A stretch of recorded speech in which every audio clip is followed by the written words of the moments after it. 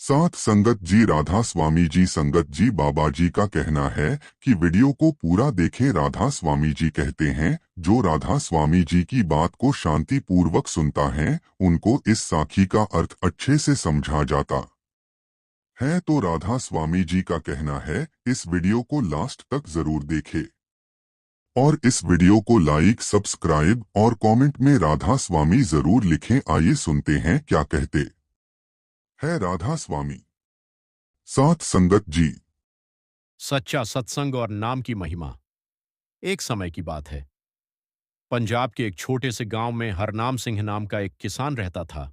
वह बहुत मेहनती था, लेकिन उसके मन में हमेशा अशांति बनी रहती थी। खेतों में दिन रात मेहनत करने के बाद भी उसे सुकून नहीं मिलता था। घर में धन था, परिवार था, समाज में सम्मान भी था, लेकिन उसके मन में हमेशा एक खालीपन रहता था। हरनाम सिंह अक्सर सोचता, मनुष्य जीवन का असली उद्देश्य क्या है? क्या केवल धन कमाना, परिवार पालना और एक दिन इस संसार से चले जाना ही जीवन है? उसके मन में ऐसे प्रश्न उठते रहते थे, पर उत्तर कहीं नहीं मिलता था। गांव के पास ही एक सत्संग भवन था, जहां प्रतिदिन शाम को राधा स्वामी मत का सत्संग होता था। गांव के बहुत से लोग वहां जाते थे। हरनाम सिंह ने कई बार लोगों को कहते सुना था, सत्संग से मन को शांति मिलती है और नाम सुमिरन से आत्मा का उद्धार होता है। लेकिन हरनाम सिंह इन बातों पर अधिक ध्यान नहीं देता था। उसे लगता था कि यह सब साधु संतों की बातें हैं, आम आदमी के बस की नहीं। एक दिन उसके खेत में बहुत बड़ा नुकसान हो गया। अचानक आई आंधी और बारिश ने उसकी पूरी फसल बर्बाद कर दी। वह बहुत दुखी हो गया। रात भर उसे नींद नहीं आई। अगले दिन उसका मित्र गुरबचन सिंह उससे मिलने आया। गुरबचन सिंह बोला, भाई हरनाम, इतना दुखी क्यों हो? संसार में लाभ और हानि तो चलती रहती है। मन को प्रभु से जोड़ो, तभी सच्ची शांति मिलेगी। हरनाम ने उदास होकर कहा, मैंने बहुत मेहनत की थी, अब सब खत्म हो गया।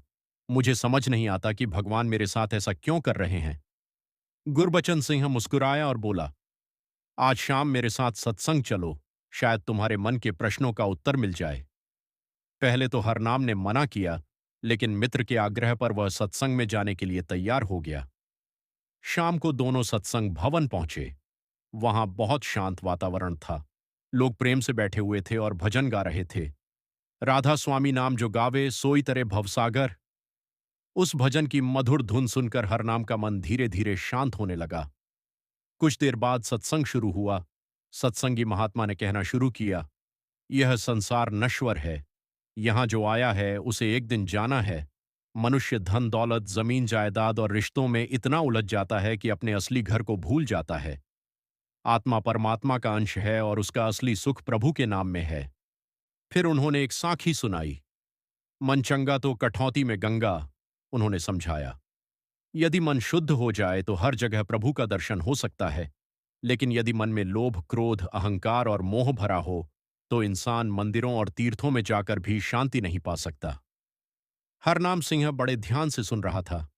उसे लग रहा था जैसे ये बातें सीधे उसके दिल में उतर रही हों। सत्संग के बाद उसने महात्मा जी से पूछा, महाराज, मन को शांति कैसे मिले? महात्मा जी ने प्रेम से कहा, मनुष्य का मन बहुत चंचल है। यह संसार के विषयों में भटकता रहता है। इसे काबू में करने का उपाय है सत्संग, सेवा और सुमिरन। जब मनुष्य गुरु के बताए मार्ग पर चलता है, तब धीरे धीरे उसका मन निर्मल होने लगता है। हरनाम ने फिर पूछा, क्या केवल नाम जपने से दुख दूर हो जाते हैं? महात्मा जी बोले, दुख और सुख तो कर्मों के अनुसार आते जाते रहते हैं, लेकिन नाम सुमिरन से मनुष्य को उन्हें सहने की शक्ति मिलती है। जैसे समुद्र में नाव को पतवार संभालती है, वैसे ही सद्गुरु का नाम जीवन को संभालता है। इन बातों का हरनाम पर गहरा प्रभाव पड़ा। उसने नियमित सत्संग में जाना शुरू कर दिया। धीरे धीरे उसके जीवन में बदलाव आने लगा। पहले वह छोटी छोटी बातों पर क्रोधित हो जाता था, लेकिन अब वह शांत रहने लगा। पहले उसे केवल धन कमाने की चिंता रहती थी, अब वह जरूरतमंदों की सहायता भी करने लगा। एक दिन गांव में एक गरीब वृद्ध महिला आई। उसके पास खाने को कुछ नहीं था। पहले का हरनाम होता तो शायद उसे टाल देता, लेकिन अब उसने उसे अपने घर बुलाया, भोजन कराया और कपड़े भी दिए। उसकी पत्नी ने आश्चर्य से पूछा, आजकल आप इतने बदल कैसे गए? हरनाम मुस्कुराकर बोला, पहले मैं केवल अपने बारे में सोचता था, अब समझ आया है कि सेवा ही सच्चा धर्म है। समय बीतता गया। हरनाम सिंह नियमित रूप से सुबह उठकर नाम सुमिरन करता, सत्संग जाता और सेवा करता। उसका मन अब पहले से अधिक शांत रहने लगा। लेकिन संसार में परीक्षा तो हर किसी की होती है। एक दिन उसका इकलौता बेटा गंभीर रूप से बीमार पड़ गया। पूरे गांव में चिंता फैल गई। डॉक्टरों ने भी उम्मीद कम बता दी। हरनाम सिंह का दिल टूट गया, लेकिन उसने धैर्य नहीं छोड़ा। वह रात भर अपने बेटे के सिरहाने बैठकर सुमिरन करता रहा। उसकी पत्नी रोते हुए बोली, भगवान ने हमारे साथ ऐसा क्यों किया? हरनाम ने शांत स्वर में कहा, जो कुछ भी होता है प्रभु की इच्छा से होता है। हमें विश्वास नहीं खोना चाहिए। कुछ दिनों बाद धीरे धीरे उसका बेटा स्वस्थ होने लगा। डॉक्टर भी आश्चर्यचकित थे। गांव के लोग कहने लगे, यह सत्संग और नाम की शक्ति है। लेकिन हरनाम सिंह ने विनम्रता से कहा, यह सब सतगुरु की दया है, मनुष्य कुछ नहीं कर सकता। अब गांव के बहुत से लोग उससे सलाह लेने आने लगे।